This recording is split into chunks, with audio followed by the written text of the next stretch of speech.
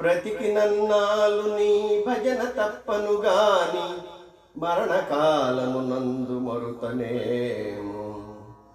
ఆవేలయమదూతలాగ్రహంబున వచ్చి ప్రాణంబులను పెకిలించి పట్టునప్పుడు కపవాత పైత్యముల్ గప్పగా భ్రమచేత గంపముద్భవముంది కష్టపడుచు.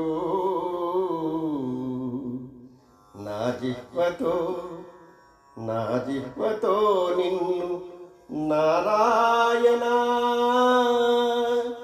నారాయణానుచు పిలుతునో శ్రమ చేత పిలవలేను.